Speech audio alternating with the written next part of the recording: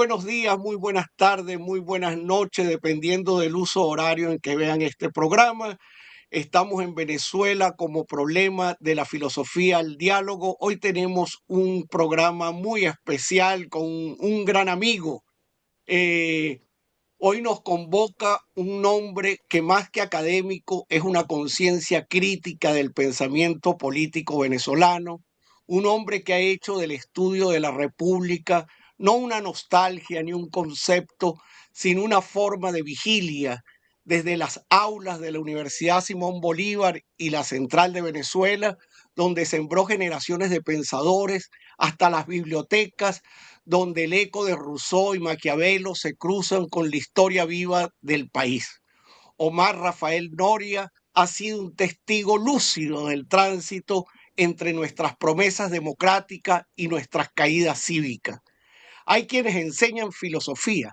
Él, en cambio, la vive en la palabra precisa, en el argumento que no se conforma, en el gesto del que piensa sin concesiones, formado entre Caracas y París, con la mirada entrenada en las raíces republicanas de Occidente. Noria ha sido un lector del poder y de sus metamorfosis, un intérprete de esa grieta donde el ciudadano se convierte en súbdito y la república en retórica. Hablar de Omar Noria es adentrarse en una biografía intelectual que revela con la serenidad del estudio y la obstinación del pensamiento la trama de nuestras fragilidades políticas. Licenciado en Filosofía por la Universidad Central de Venezuela, magíster y doctor por la Universidad Simón Bolívar, su nombre está ligado a la enseñanza rigurosa de la teoría política moderna y contemporánea. Fue profesor titular en los doctorados de Ciencias Políticas y Comunicación Política en la Universidad Simón Bolívar y en la Facultad de Ciencias Jurídicas y Políticas de la Universidad Central de Venezuela. Su itinerario académico se ha entrelazado con la investigación internacional, miembro del Centro de Investigaciones de Historia de la América Latina y del Mundo Ibérico de la Sorbona, director del programa Ecos Nord sobre republicanismos en Francia y Venezuela y autor de textos fundamentales como la teoría de la representación política en el Abad Sieyes, República de Venezuela, del proyecto liberal democrático al cesarismo populista y Maquiavelo 500 años después. Pero más allá de la biografía y las cátedras, hay en Noria un gesto inconfundible, el de quien examina la democracia, no como una forma de gobierno, sino como un modo de conciencia. Su voz en artículos, conferencias y debates públicos ha insistido en una idea medular. La república no es una herencia, sino una tarea inacabada. Y en esa tarea difícil, fatigosa, pero necesaria, se juega el sentido mismo de la ciudadanía venezolana.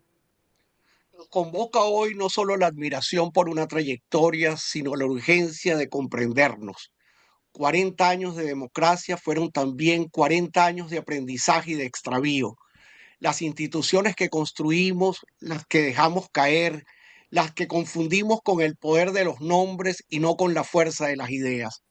Conversar con Omar Noria es volver a las preguntas que en la inmediatez nos arrebató. ¿Qué fue lo que llamamos ciudadanía?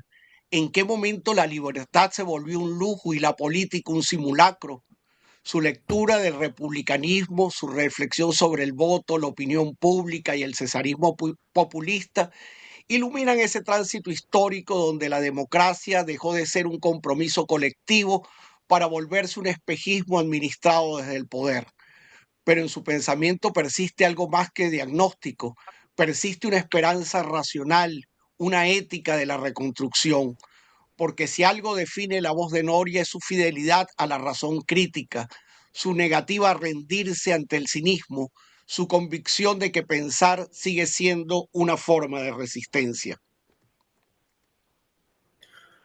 Hoy, al recibirlo en este espacio, no lo hacemos como un académico que viene a ilustrarnos, sino como un compatriota que ha decidido seguir pensando al país cuando pensar parece un acto inútil.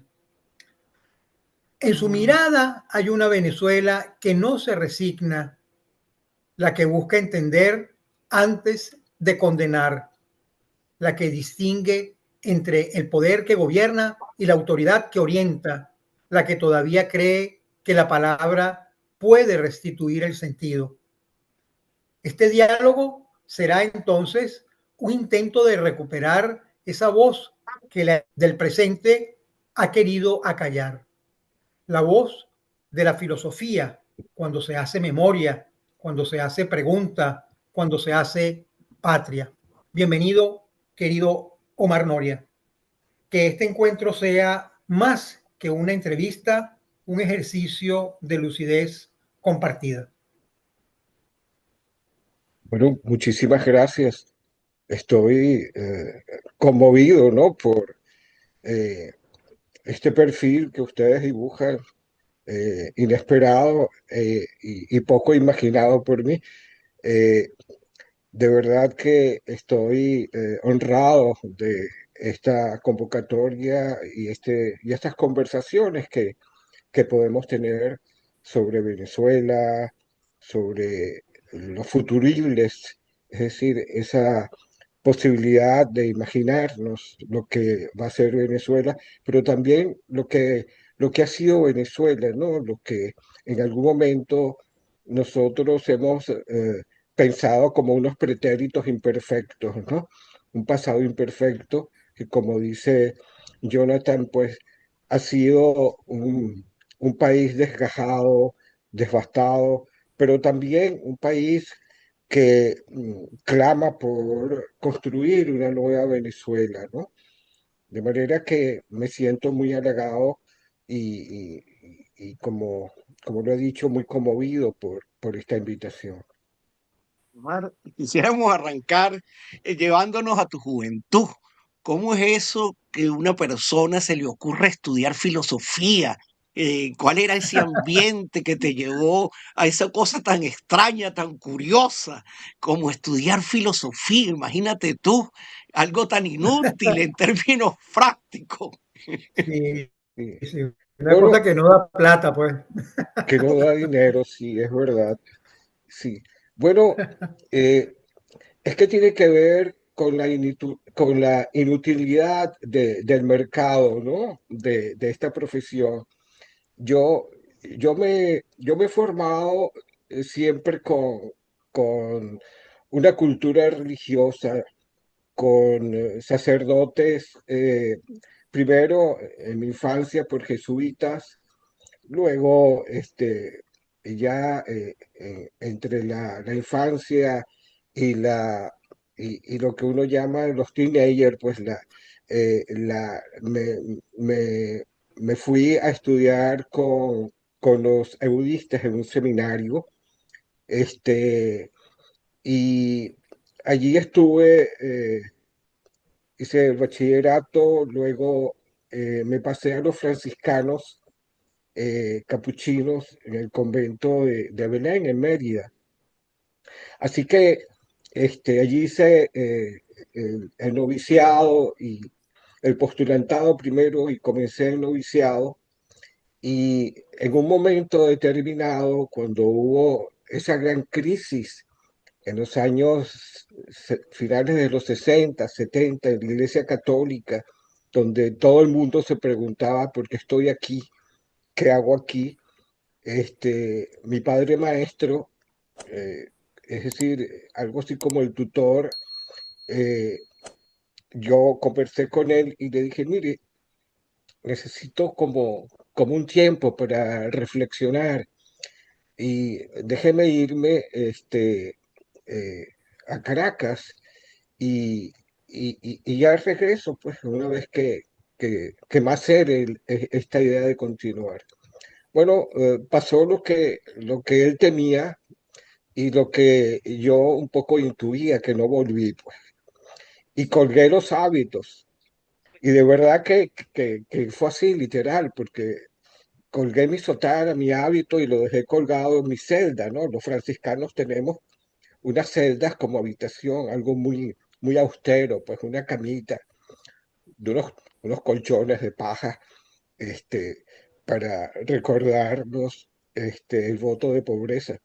De manera que entré a la universidad, este, quería estudiar derecho y mi hermana, una de mis hermanas me dijo, pero es que hay muchos abogados, ¿qué vas a hacer estudiando eh, derecho? Y entonces, bueno, la otra opción que ya venía como un antecedente en mi formación, porque había hecho filosofía y había comenzado a estudiar biología, este, bueno, me pareció como un camino natural para mi formación y allí me encontré en una escuela maravillosa con unos maestros extraordinarios, Pagano, Ribu, eh, Pascuali, algunos bon vivant como como Pedro Duno, Núñez Tenorio, la profesora Polito, la profesora Catriz, eh, Oh, la en gran fin, Madame Catrice. sí, Madame Catriz, de manera digamos que fue como un seguir un camino natural pues en mi formación, ¿no? Mi infancia pues fue una infancia muy feliz, yo era muy tremendo, ¿no? Y siempre fui atleta, pues jugaba fútbol. Mario Moronta, que fue mi compañero en el seminario, decía, le decía a Monseñor Urosa una vez que nos encontramos en el aeropuerto, decía, él era muy buen futbolista, era muy buen wing, un extremo izquierdo extraordinario, decía. Bueno, eso es un poco el camino a la filosofía, ¿no? Que yo, más que una decisión fue una seducción por la filosofía. Y tuviste hasta el doctorado, ¿no? Hiciste maestría y Sí, doctorado en filosofía. O sea que sí, persististe en la seducción. sí, de verdad, Sí, al terminar de la licenciatura, pues había que buscar trabajo. Y, y conseguí un trabajo enseñando lógica en el Colegio Universitario de Los Teques. Este, y allí pues duré como 2 años dando taller de lógica. Yo había hecho varios cursos de lógica, primero con Nuño, ¿no? Que todos pasábamos por, por las clases de Juan Nuño, que eran maravillosas, ¿no? Muy ácidas, muy críticas y muy perversas a veces. Este, y luego con, seguí un poco atraído por la lógica y hice mi maestría con Licarrillo, Víctor Licarrillo. Víctor Licarrillo era de origen peruano, chino-peruano. Él era abogado, era matemático y era filósofo también y fue alumno de Heidegger. Y cuando Heidegger se retira, aceptó a 5 estudiantes, nada más, entre ellos a Víctor Licarrillo. Y una de las razones por las que lo aceptó es por su profundo conocimiento de la poesía clásica griega, de la poesía intimista griega. Y eso fue lo que convenció a Heidegger de admitirlo. Se viene a Venezuela Víctor Lee Carrillo y queda como profesor de la Simón Bolívar, convocado por Maíz Vallenilla, que había convocado a Federico Riu, a Nuño no, porque lo odiaban, se odiaban mutuamente. Este, pero también había convocado a Eduardo Vázquez, a Alberto Rosales, en fin, Vale. la gente más ilustre de aquel momento, ¿no? Este, de manera que yo le dije que si quería, si podía ser mi tutor, y bueno, pues él aceptó serlo y comenzamos a trabajar en lógica, ¿no? Pero fumaba muchísimo Víctor Lee Carrillo y en un momento pues le dio una ACV y se murió. Entonces yo dije, cónchale, ¿a quién busco? Porque necesito terminar esta investigación. Y le dije a Ernesto Batistela que si le conté que Víctor Lee Carrillo se había muerto, si quería ser mi tutor, y me dijo que sí, que claro. Y entonces las convocatorias eran en botiquines, porque Batistela bebía mucho. Bueno, y terminó también, se falleció pues por la bebida, pues bebía muchísimo. Y entonces, bueno, yo finalmente dije, bueno, estoy matando a mis tutores, déjame ver si mato a otro. Y bueno, finalmente, eh, le dije a Eduardo Vázquez que si quería ser mi tutor y aceptó. Y hubo un cambio allí en la investigación y hice, el título de mi tesis de maestría fue la crítica de Karl Popper al historicismo hegeliano. Este, y allí me acompañó en algunas oportunidades con sus consejos Rosales y me decía, mire, a mí me parece un poco fatigoso que usted se ponga a investigar la pertinencia de lo que dice Popper sobre Hegel, sobre Platón, este, una crítica muy velada, ¿no? Pero bueno, ya yo no podía seguir matando tutores, entonces este, terminé mi tesis de maestría. Luego la Universidad Simón Bolívar exige que sus profesores sean doctores. Este, Así que me embarqué pues en esta aventura del doctorado y conseguí con una fortuna extraordinaria que Luis Castro Leiva fuera mi tutor. Y entonces, ya había cambiado pues la mirada hacia otras áreas de la filosofía y me interesé por el trabajo de ciudadanía y el sufragio. Yo ya he comenzado a hacer también paralelamente a la maestría, una maestría de ciencia política en la Simón Bolívar. Y bueno, tenía a extraordinarios politólogos, ¿no? Ocupados de los procesos sufragales, opinión pública, ciudadanía, como Federico Welch, por ejemplo, el alemán que murió hace como un par de años. Este, Así que decidí comenzar esa investigación y al hablar con Luis Castro, Leiva también se interesó en ese proceso de opinión pública, sufragio, ciudadanía, y, pero a él le interesaba una mirada, una perspectiva liberal, no tanto la sociología política venezolana, que se agota en sí mismo, ¿no? La sociología electoral eh, venezolana, perdón, y que tiene que ver con los procesos electorales de la partidocracia. Él interesaba más un poco, investigar lo que en Venezuela ha estado ausente y que nosotros tres lo sabemos. Nuestra escuela de filosofía, pues, tenía el marxismo como una gramática posterior del estudio de la filosofía aquí en Venezuela. Pocos se atrevían, ¿no? Tal vez Rosales, Maíz Vallenilla, con su Husserl, Heidegger, pero eran muy pocos los cursos que se ofrecían en las ofertas académicas, ¿no? Eh, Creo que una vez Madame Catrice se atrevió a ofrecer un curso sobre un liberal francés. De manera que esta posibilidad de abrir una investigación sobre los liberales, ya sea anglosajones o franceses, era una novedad para, para lo que ya había estado siendo, digamos, sobreofertado en el mercado venezolano sobre ciencia política, teoría política, filosofía política, y me decidí entonces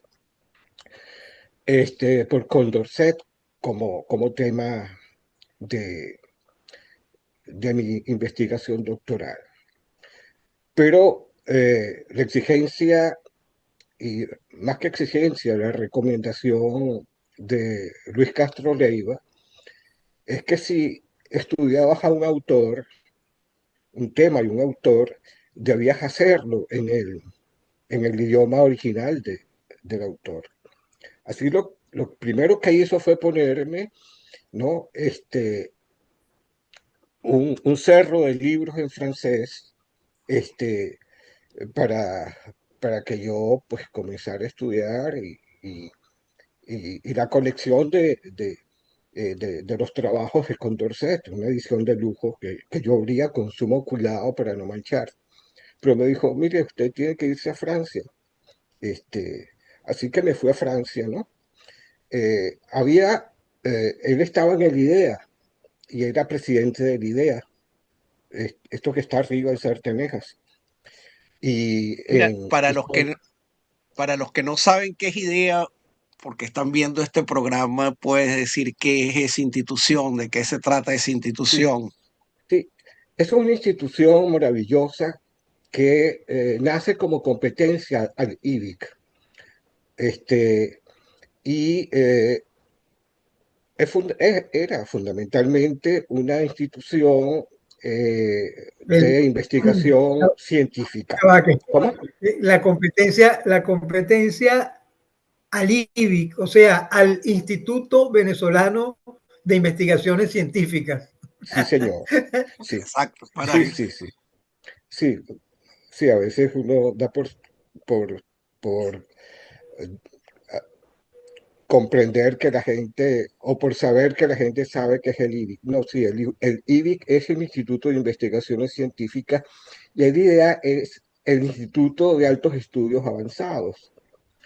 De manera que eh, allí muchos científicos, sobre todo en el área, en el área neurológica, este, eh, formaron esta institución, biólogos, médicos extraordinarios, que hoy son íconos de la investigación científica médica venezolana, pero también tenía su parte humanística.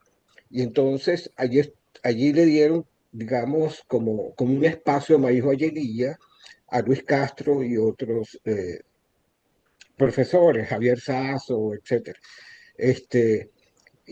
Tenían un departamento de historia de las ideas, perdón.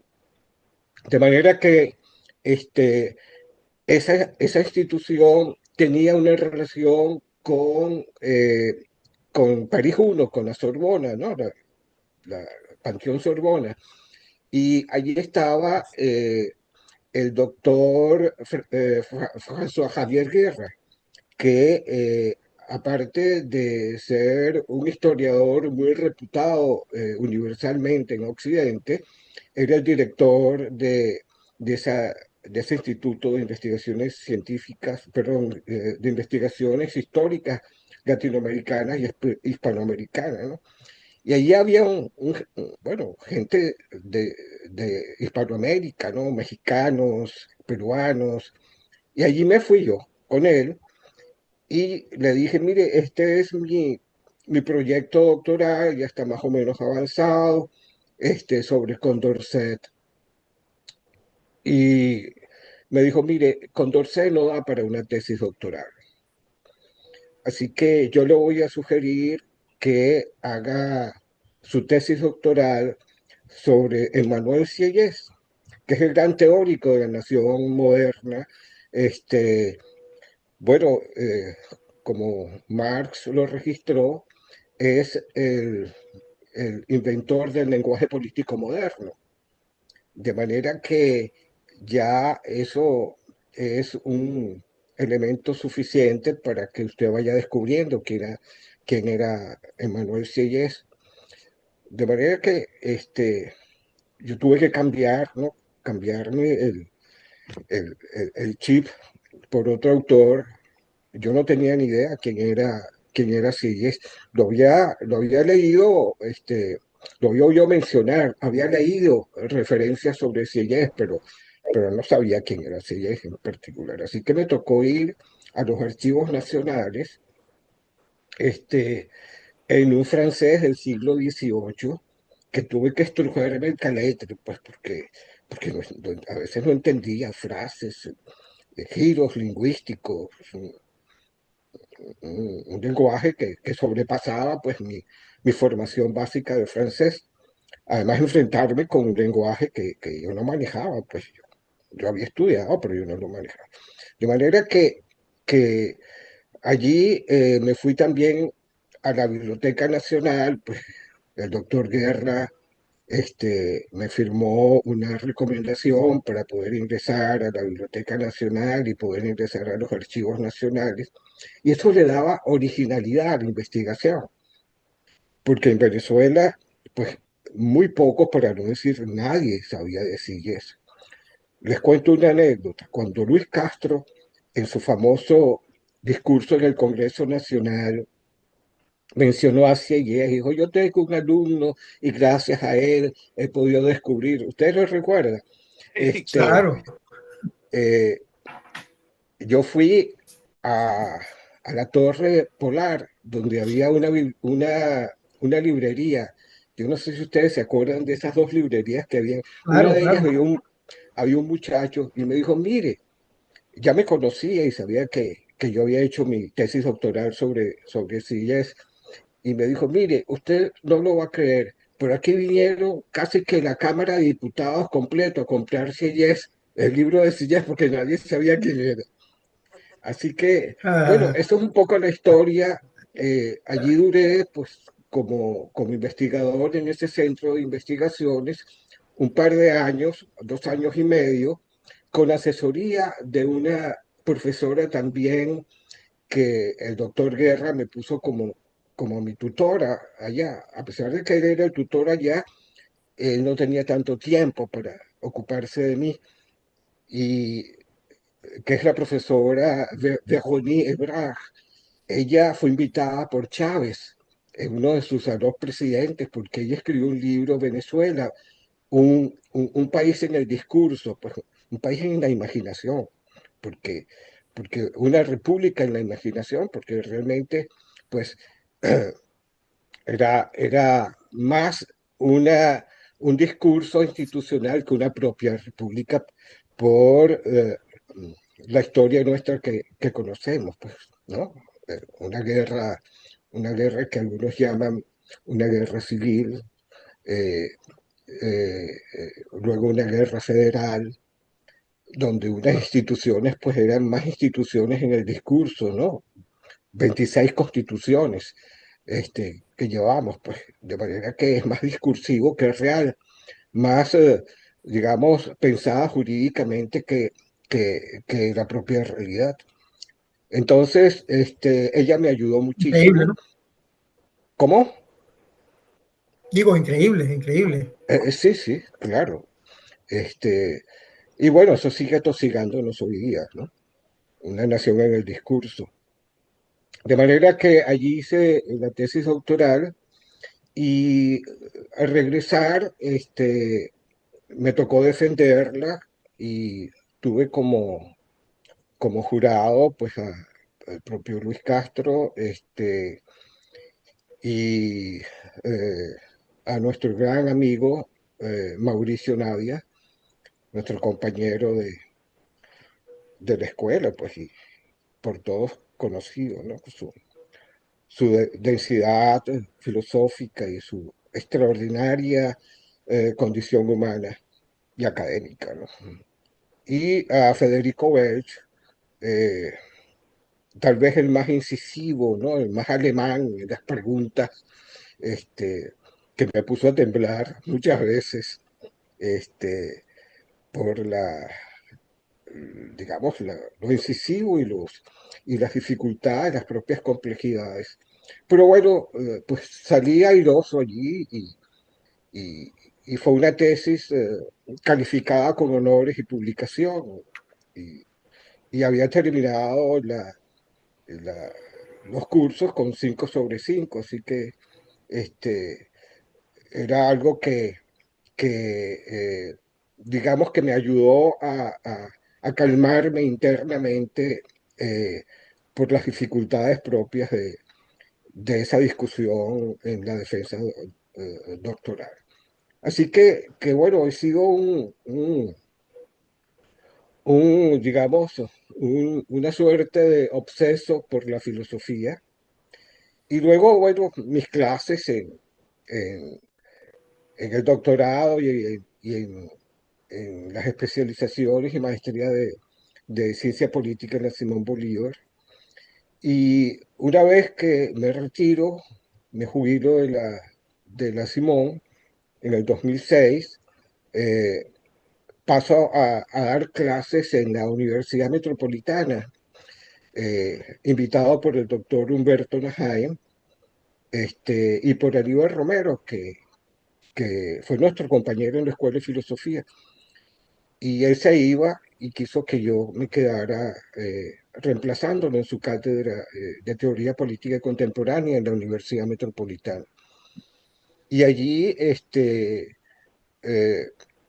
también paso a dar clases en, en el programa de doctorado de Ciencias Políticas en la Facultad de Derecho y Ciencias Administrativas, creo que se llama. Es un largo nombre que a veces me cuesta recordar. Omar, Y sí, disculpa que te interrumpa, pero fíjate, has hecho un extraordinario y bello recorrido por tu formación.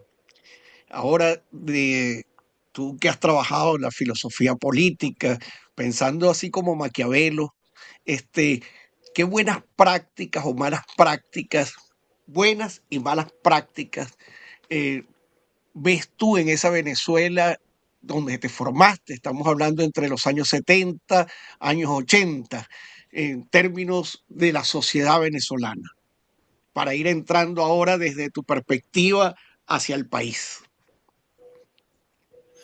Sí, mira, yo quería agregar algo. Es que hay un dato curioso, muy interesante y que creo que se vincula con lo que acaba de sugerir Jonathan. Es el hecho de que tú, como profesor de posgrado, le dieras clase a muchos de los que luego, bueno, terminaron por gobernarnos, ¿no? Eh, Sobre todo a los exgolpistas del 4 de febrero. Tuviste la experiencia de tenerlos allí y eso, digamos, permite ponderar un poco lo que te está preguntando Jonathan, ¿no? sí, sí, voy a empezar por esto último, por tu intervención, José Rafael. Eh, el posgrado de Ciencia Política de la Simón Bolívar eh, se llenó de militares, tanto militares golpistas como militares que habían sido, digamos, militares institucionales. Ahí estuvo el almirante Carratú Molina y otros tantos, ¿no?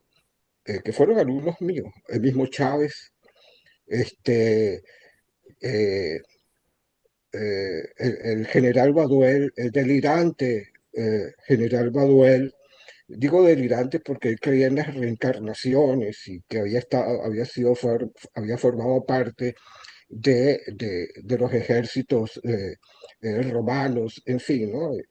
Él duró como un par de, de, de meses porque siempre iba acompañado de una garde corps, es decir, de militares que lo vigilaban, y era una cosa antipática, ¿no? Ver a estos militares esperándolos en la antesala que saliera. Yo creo que estos militares, vamos a decir golpistas, Eliezer Otaiza, por ejemplo, yo fui tutor de la tesis doctoral de Eliezer Otaiza. Yo creo que ellos buscaban, ¿no? Para una base doctrinal para justificar sus aventuras golpistas. Venezuela es un país que ya para responder a tu pregunta, Jonathan, es un país militarista, un país que ha sido formado en la idea de que la libertad es una libertad espartana. ¿Recuerdan ustedes aquella frase esculpida en la entrada de la escuela militar, ejército forjador de libertades? Bueno, Ujú. es un oxímoron, porque la libertad moderna no puede ser forjada, no nos pueden obligar a ser libres. O sea, tú no eres libre por la fuerza, modernamente concebido. Pero eso viene por una concepción que tenían estos militares, todos los militares venezolanos, esa idea prusiana de que Venezuela es un cuartel, ¿no? De que ellos encarnan la voluntad general.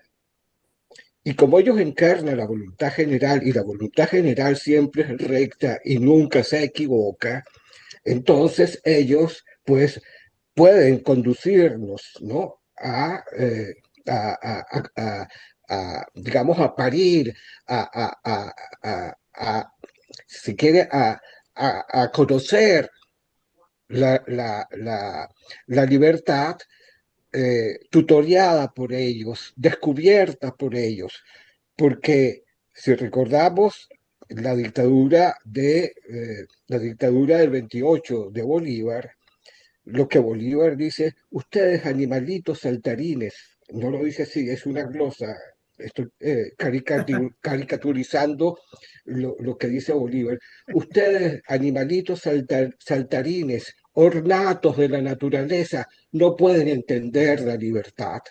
Entonces nosotros se las vamos a enseñar. Muy rusoniano, muy Increíble. rusoniano, por cierto, ellos encarnan la voluntad general. Y Chávez, en una de sus fastidiosísimas programas que tenía en la televisión, decía, yo soy la soberanía, yo represento la soberanía del pueblo, es decir, yo soy la voluntad general. Y ustedes, animalitos saltarines, tienen que entenderla, porque son demasiado ignaros para comprenderla. Bueno, eso es un poco lo que se movía en el contexto, Jonathan, en el contexto venezolano. Es decir, eh, republicanamente hablando, la República Venezuela moderna no formó ciudadanos, formó militantes. Es decir, formó gente obediente, con mentalidad de gaveta, porque lo que tocaba era seguir la disciplina del Partido Acción Democrática o la disciplina de COPEI. Ustedes recuerdan que Rómulo Betancourt decía, en Ciudad Bolívar hasta las piedras son adecas. De manera que la cultura ciudadana, de formación republicana, de escrutar el poder, de vigilar el poder, de denunciar el poder, estaba prácticamente exenta, ausente de esta formación de ciudadanía. Sí formaron una suerte de mostrenco ciudadano, ¿no? Que acudía a votar cada 5 años, ¿no? Y pensaba que ese ejercicio sufragal, fisicalista, ¿no? Del ejercicio del voto, era lo que entonces completaba la idea de ciudadanía.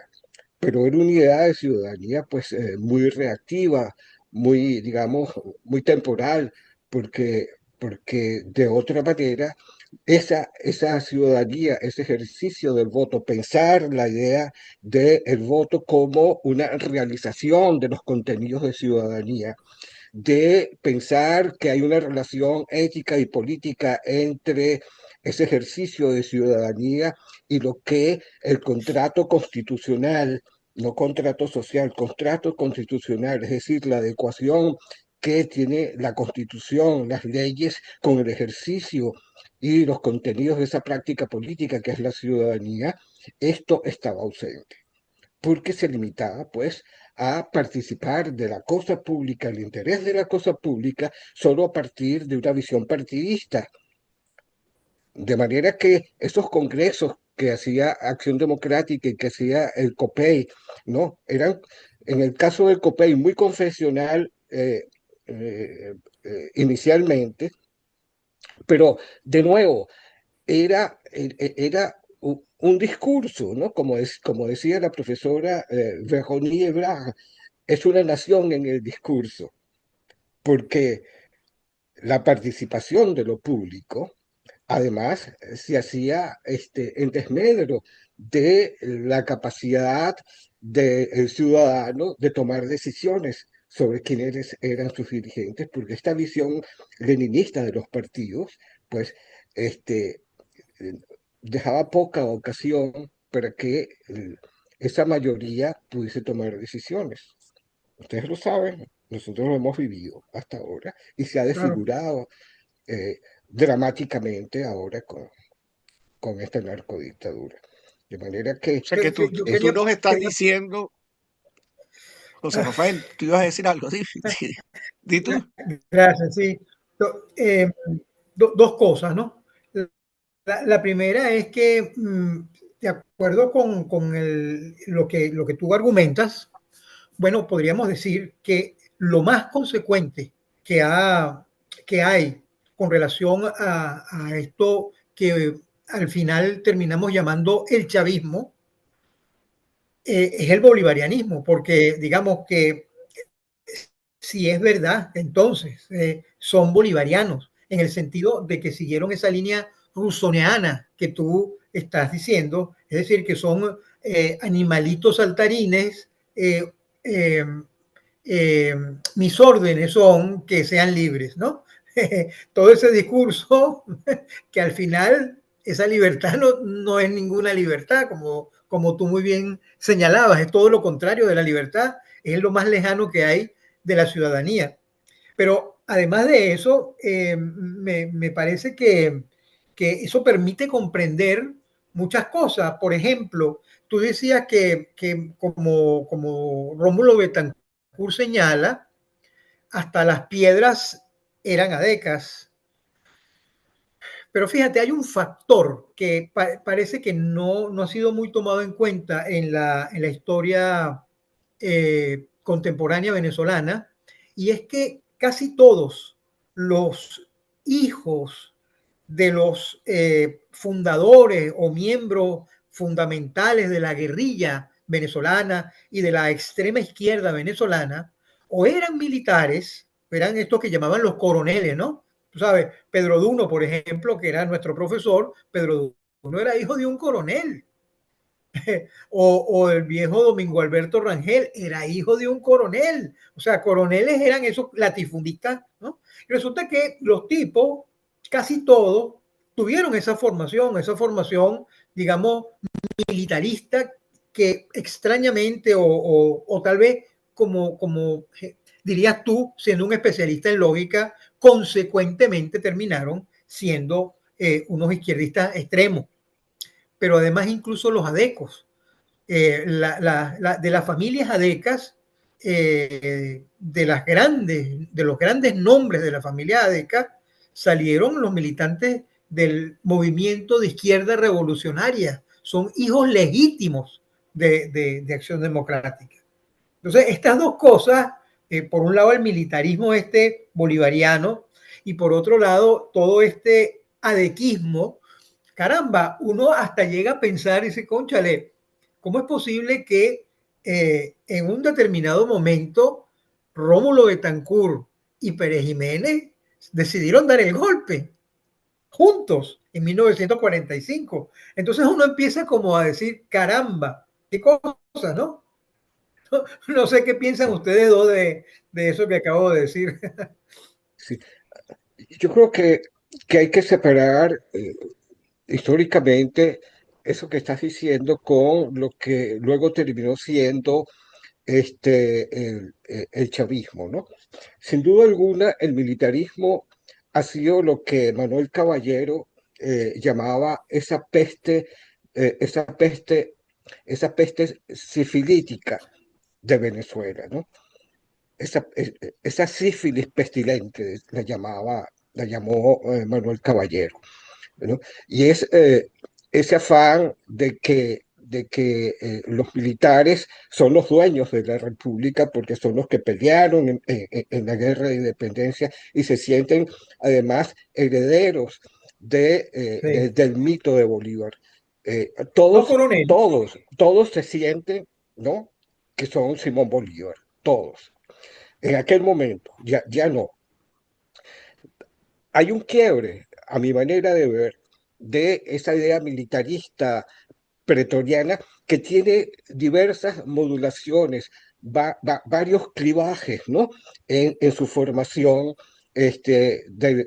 digamos, de hacerse los dueños de la República. Digamos que había cierta prudencia, cierta sagacidad, ¿no? Cierta distancia en la formación de estos militares que eran nacionalistas, que pensaban que podía existir una república militar, que no hay república militar, la república es ciudadana, pero tenían como una suerte de libros, ¿no? De compendio, de un manual de virtudes republicanas espartanas, ¿no? Esta de obligarlos a ser libres por la fuerza. Pero digamos que había cierta decencia, ¿no? Esto esto termina por ir declinándose, de ir empobreciéndose y por diferentes motivos, ¿no?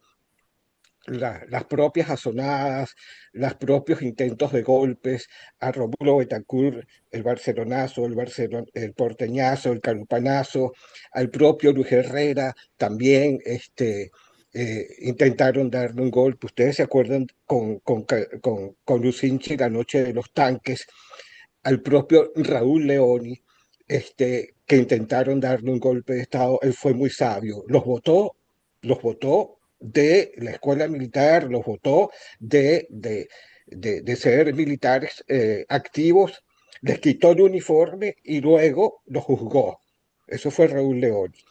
Este, pero, pero, digamos, hay una, hay una brecha, hay una separación entre estos militares que algunos ni siquiera tenían formación en la academia militar, los llamados chopopiedra, ¿no? Que venían pues de esas agregaciones numéricas que tenían los caudillos venezolanos, ¿no? Hasta formar lo que antes del general Gómez y con el general Gómez pues eran los militares venezolanos que no tenía mucha formación, ¿no? Era una formación muy prusiana, pero no tenía muchas luces. Muchos pasaban, muchos eran soldados rasos que fueron surgiendo hasta llegar a ser eh, generales. El caso, por ejemplo, del general Flores, ¿se acuerdan? Aquel que dijo a mí ningún Caldera me va a obligar, este, ¿no? Bueno, eh, el Bien, general Flores, pues un extraordinario militar y comandante general del ejército, digamos, muy honesto, muy prusiano, este, pero que no tenía una formación, digamos, pedagógica civilista, ¿no? Eh, eso, digamos, ese periodo de formación, para nuestra desgracia, digo, en mi opinión, se termina cuando Caldera decide que los militares salgan de los cuarteles y se vayan a estudiar a las universidades. Entonces nosotros vemos cómo la Universidad Santa María se llenó de militares que estudiaban derecho, ¿no? O algunos estudiaban otras carreras, pero era digamos, un boom de que los militares podían formarse en otras profesiones. Yo creo que eso en mi opinión, y hay criterios con los cuales yo coincido. Por ejemplo, el trabajo de Luis Butó en la Universidad Simón Bolívar y el profesor pedagógico Domingo Irwin, han investigado profusamente esta historia de los militares y señalan como negativo esta, esta idea, esta decisión de Caldera de que los militares salieran a las universidades, porque eso permeó su relación con, digamos, con una realidad política que estaba modulada fundamentalmente por los partidos Acción Democrática y COPE y, y una conspiración silente que siempre hubo de parte de la extrema izquierda, del Partido Comunista, de la FAL, de cooptar a los militares para dar los golpes de Estado que luego tuvimos, una intestona de golpe de Estado con el felón de Chávez, ¿no? En el 92. Pero eso se venía repitiendo y se refuerza con esta relación de los militares con la población civil, sobre todo con la población políticamente, políticamente que preñaba en las universidades, la Central, ¿no? La Santa María. Además, en una relación digamos, de corruptelas, ¿no? Y de manejo de influencias entre esta gente que administraban las universidades y los favores que podían concederle estos militares a ellos. Era una situación de complicidad, ¿no? Es lo que una filósofa norteamericana de origen judío, Judith Clark, llama los vicios naturales. Es decir, ella lo llama los esnovismos, ¿no? Es la necesidad que sienten algunas clases sociales, algunos grupos sociales, de ir blanqueando su origen, de ir instalándose en las prebendas y digamos, en lo que el sensualismo llama el disfrute del poder, ¿no? Entonces se instalan con las clases poderosas, con las élites económicas, con algunas élites intelectuales, y van entonces blanqueando su origen militar y asimilándose para el disfrute del poder, para el disfrute sensualista del poder y con desmedro de la cosa pública y su oficio de soldado. Esto desfigura, sin duda alguna, a mi manera de ver, esta, esta aparición perdón, esta desaparición de estos militares que salen a estudiar a las universidades y en desmedro pues, de su formación pretoriana o militar. Con el chavismo, a mi juicio, esta visión va desapareciendo paulatinamente, ¿no? ¿Por qué? Porque la concepción que tenía y que tiene el chavismo en algún momento, ya eso incluso ha desaparecido, era de que el poder es un poder que es absoluto, que ellos, en su concepción holística, total y totalitaria del poder, no puede ser compartida.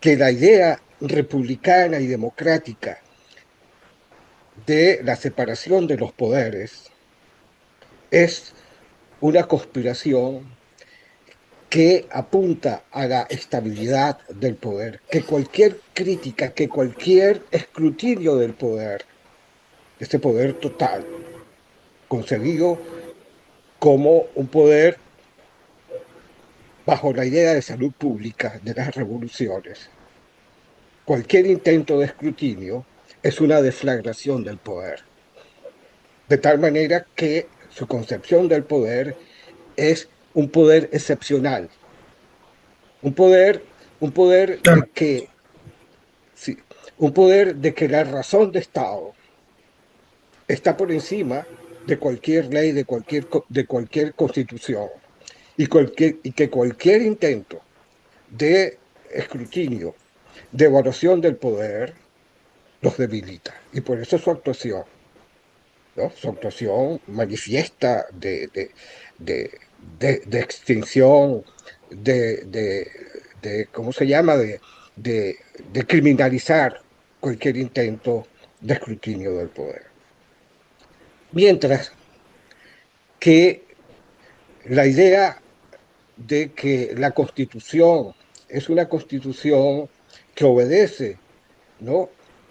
En esto que los ingleses y que nosotros somos partícipes también eh, en la cultura jurídica del Bill of Rights, es decir, nadie está por encima de la ley, todos tienen que cumplir la ley, que instala además en la fundación de la nación venezolana, pero también en la nación norteamericana y en la nación francesa y occidental en general, de que existe la homogeneidad jurídica como un imperativo, en cierto sentido kantiano, categórico, de que todos somos iguales ante la ley.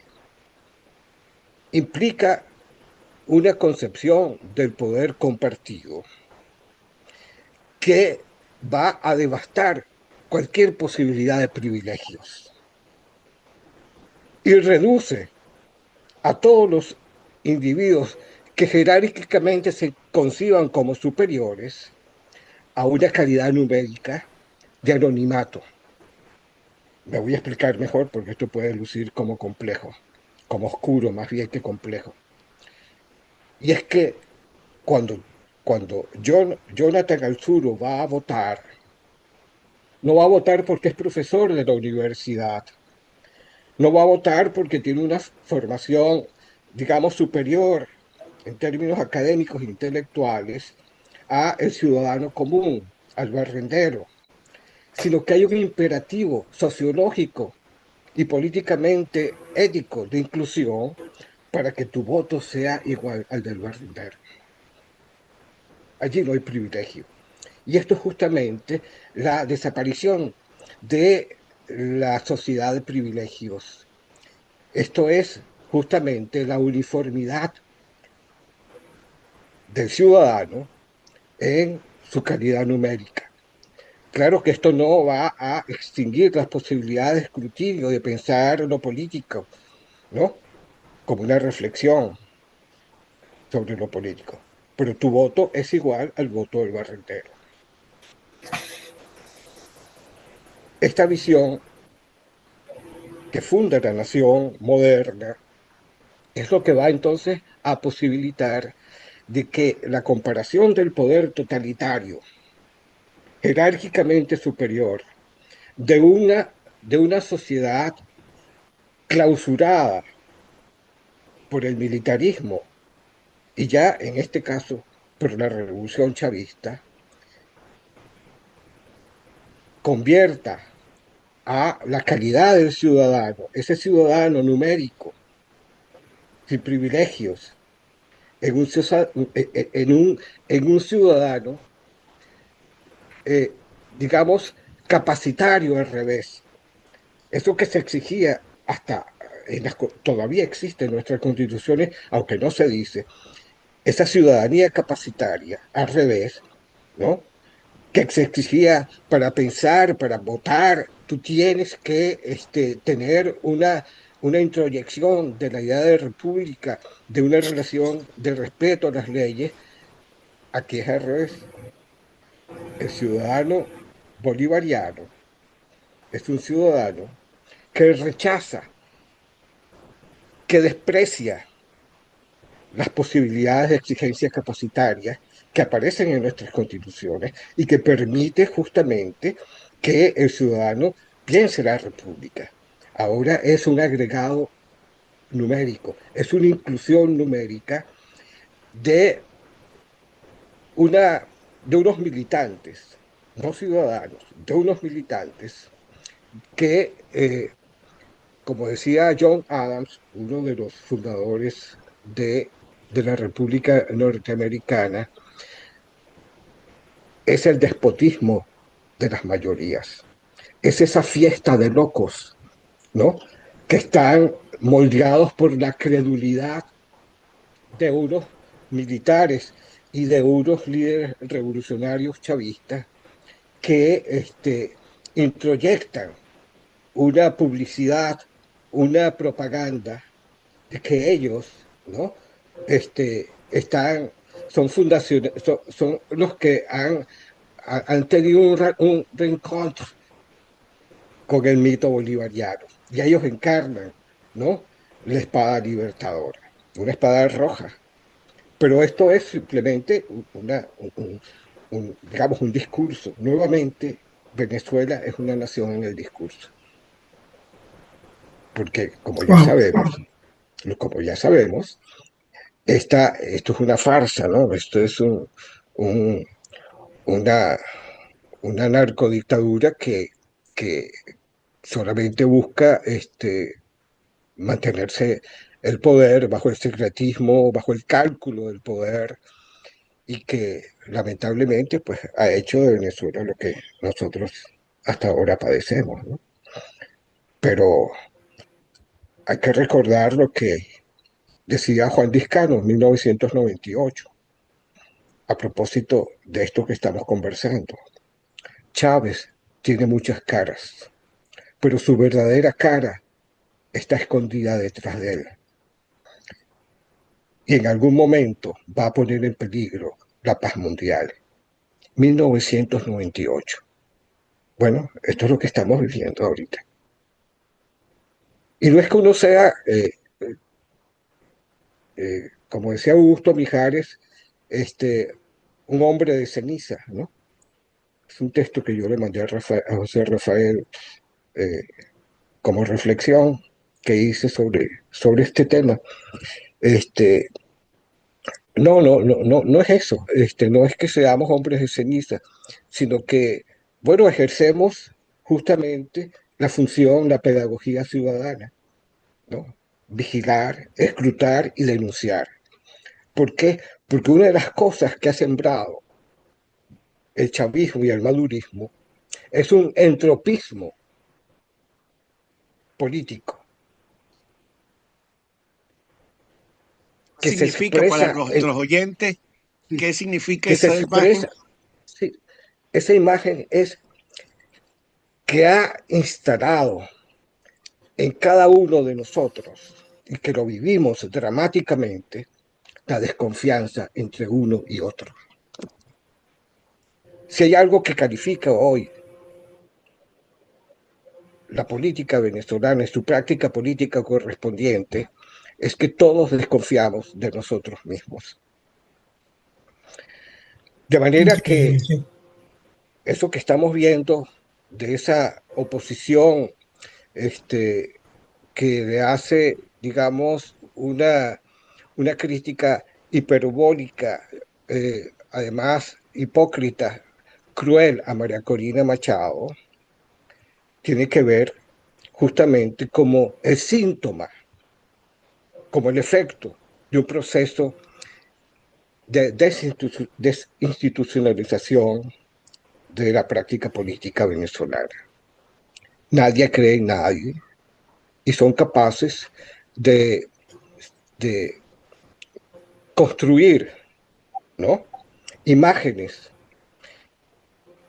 que van a permitir que la población venezolana, al ver su mendacidad, su hipocresía política, piense que no es posible, no merece confiar en estos políticos, ¿no?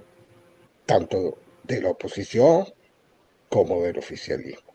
Entonces, es algo que nosotros debemos, a mi juicio, tomar en cuenta para calificar justamente la realidad política, que es un proceso que se ha venido construyendo. Eso no es que aparece de la noche de la noche a la mañana, del turbio en turbio, como decía Cervantes, ¿no? En las noches, sino que, sino que se ha ido macerando, se ha ido construyendo, ¿no? En una visión suicida, a mi juicio, de la civilidad republicana venezolana. Hay que recordar, ¿no? este, cómo a Carlos Andrés Pérez se le, se le enjuicia, ¿no? Perdón, en el ámbito judicial y no administrativo, cuando estos 18 millones que le dio a la presidenta Chamorro para su seguridad era en el peor de los casos, ¿no? Un juicio administrativo. Y cómo ese Tribunal Supremo de Justicia, la Corte Suprema del entonces, ¿no? En un silencio administrativo cómplice, permite que al presidente Carlos Andrés Pérez se le enjuicie judicialmente y no administrativamente.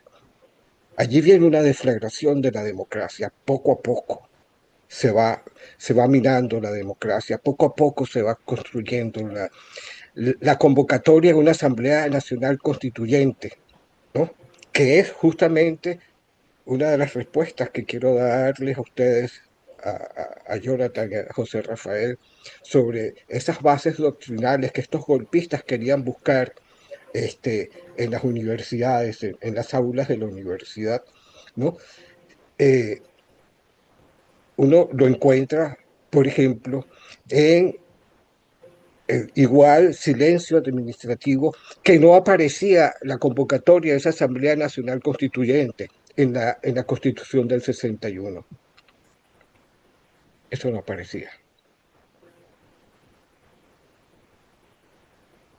Y es una Asamblea Nacional Constituyente que, basado en que la soberanía reside en el pueblo y y que esa soberanía puede hacer lo que quiera con la Constitución y crear una Constitución monárquica si así lo quisiere, era un desbordamiento, ¿no? De un despotismo legislativo basado en un agregado numérico mayoritario que iba a depredar, como en efecto depredó, a la República, con la complicidad de estos magistrados de la Corte Suprema de Justicia, que todavía hay una señora por allí que quiso ser candidata a la presidencia de la República y sigue dando clases magistrales de honorabilidad y de moral pública, cuando ella es justo la responsable, junto con otros, de esta deflagración de la República Venezolana. Hay que recordar que ella abandonó el hemiciclo cuando este, el, Jorge Olavarría criticó acerbamente en el Congreso de la República, el antiguo Congreso de la República, al felón de Chávez, ¿no? Indignada, abandonó, se rasgó la vestidura. Hay un grabado, hay un video de ella. Indignada porque Jorge Olavarría criticaba al presidente Chávez. Eso explica su complicidad. Eso explica su silencio como garante del poder judicial, porque creo que ella era la presidenta de la Corte Suprema. Sosa. Bueno, sí, Hay que decirlo. ¿no? Sí, hay otros, hay Hay otros. otros. Hay Así una es. complicidad y un fiscal general de la nación, ¿no? Que acusa al presidente, además por un dato que le pasa Lucinchi a través de José Vicente Rangel por los 18 millones de dólares. Ahí empieza, ¿no? La respuesta de Carlos Andrés Pérez, con toda la crítica que uno puede hacerle a la gestión presidencial del presidente Pérez, fue: hubiese preferido otra muerte. Es la figura de un republicano, una convicción moral republicana, de que pudiendo hacer uso de unos recursos de los cuales disponía, militares, etcétera, acepta el juicio de estos felones, ¿no? Y es el epitafio de la democracia venezolana. Eso se lo dije yo a un alumno mío en el doctorado. Voy a mencionar a Nelson Chitila Roche. Le dije, Nelson, ¿a ti no te parece que esta frase, conversando sobre esto, que esta frase del presidente Pérez hubiese preferido otra muerte, no es un ícono que habla elocuentemente de un convencimiento de respeto a la democracia y de respeto a las decisiones, aunque ilegítimas, de la institucionalidad jurídica venezolana?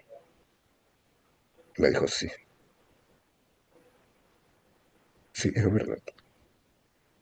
De manera que, que todo esto se fue macerando, fue un complot, una conspiración, la conspiración de los necios, ¿no? Y que ha culminado en esta tragedia, ¿no? Somos los nuevos nómadas del mundo. Han roto Sí, así es. el Bueno,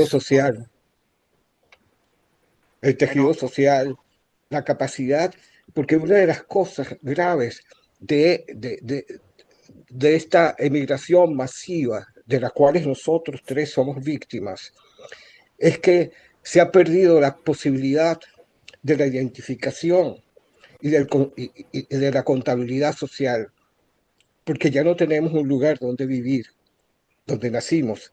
Esta historia de vida, Jonathan y José Rafael, que ustedes me han invitado a contar, mi historia de seminario, mi historia de formación en la universidad, bueno, la he perdido, porque ya no hay la certeza, ¿no? Del domicilio. Yo perdí mi domicilio. Así es. Así es. Así es, tal cual. Y en eso bueno, andamos todos, ¿ah?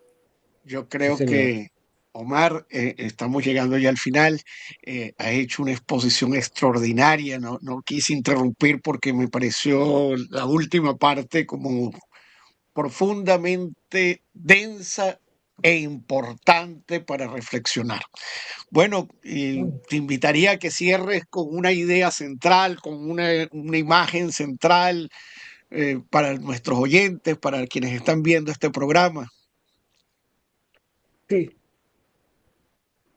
estoy pensando en un texto que sacó el profesor Rafael Tomás Caldera, justamente reflexionando sobre nuestra dramática situación. Y es que si nosotros, eh, puestos a pensar en una Venezuela mejor, en eso que se llama los futuribles, yo creo que ha habido con la situación actual de Venezuela que vivimos y que estamos esperanzados en que discurra de una manera exitosa. Yo creo que hay algo que, que la gesta de estas últimas elecciones y el liderazgo que han llevado a cabo algunas personas que nosotros conocemos ha reinstalado la esperanza. Esa esperanza activa de la que hablaba Santo Tomás de Aquino, no la esperanza paciente de San Agustín, ¿no? El paciente que espera al médico, no. Es la esperanza activa de una reconstrucción del país, de que, de que la pedagogía del ciudadano que perdimos en algún momento, esa civilidad de las virtudes, de ese libro de las virtudes ciudadanas que nosotros hemos olvidado, hemos perdido, renazcan y que la lección de este sufrimiento, de esta devastación de la República sea una enseñanza, que no sea una enseñanza inocua, que no sea una enseñanza reactiva, insisto, que no sea reactiva, sino que sea introyectada, internalizada, para que esta tragedia que hemos vivido y que nos ha llevado a lo que ahora padecemos, nunca vuelva a ocurrir.